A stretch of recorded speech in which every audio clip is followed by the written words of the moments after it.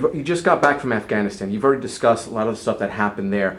Now, is there any particular event or moment that really stands out in your mind that you want to discuss that you haven't already discussed? I mean, there's a couple. The first is how fortunate we are and blessed to have people of the caliber and quality that we do in our armed services. I mean, no matter how much people tell you about how special our soldiers and Marines and aviators are, there's no words to describe, how special these kids are. And you've got people there with families back home who sometimes are on their second or third tour, whether it's Iraq or Afghanistan. So how blessed we are to have that. I think the second thing that really impressed me is that we're making progress. That, look, there's a long ways to go and it's a steep climb, but General Petraeus has a good plan and he's carrying out that plan, and you're seeing progress. And progress is very simple.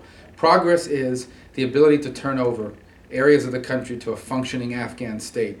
And that is slowly but surely happening. And what's allowing that to happen is the level of security that our armed services are providing. That allows for people to go to law school and become lawyers and have a court system, have ministries, have real governmental services. Slowly but surely that's happening, and it's happening thanks to the sacrifice that our soldiers and airmen are making in that region, and I think there's real progress being made.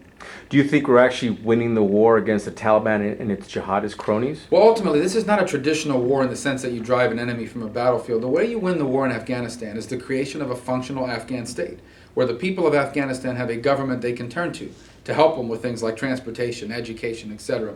That's not going to happen if we don't provide a level of security for a long enough time for that to take root. It's very simple, something we learned on the streets. The Taliban, if a girl goes to school, the Taliban will harm you and your family for doing that. Well, people aren't going to do that. They're not going to send their daughters to school if they think we're leaving in 6 to 9 months and the Taliban's going to come right back in and take over. So that's why it's so important that we be there long enough and provide enough security so that an alternative to the Taliban can take root. And that alternative is a functioning Afghan state. Now, the current U.S. military term rules of engagement, do you think those rules of engagement directly correlate with the increase in troop troop casualties in the region? Well, what's pretty strict. Yeah, but what's happening in terms, you're just having more kinetic activity. You're having, as you push onto the enemy, they're going to fire back.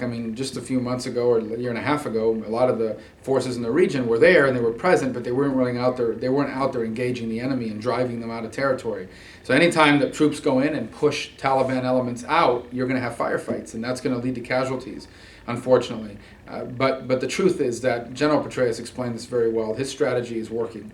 It takes time and a real commitment, and the most important element of it is people in the region have to believe that we are serious about seeing this through. If they think that we're going to leave in July or June of this year, then the Taliban's simply going to go on, they'll just wait. They'll wait until we're gone, and then they'll come back in.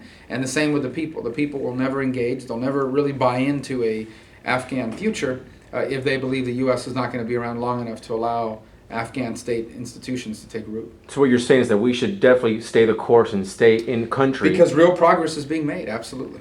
Now, do you still believe that militant Islamic fundamentalism, or radicalism as they call it, does it still continue to pose a grave threat to the U.S. and its interests and its allies? It poses a grave threat to the world. Radical Islamists pose a threat to Pakistan. They pose a threat to every government in the Middle East. They pose a threat to the United States and its interests. They pose a massive threat in Europe.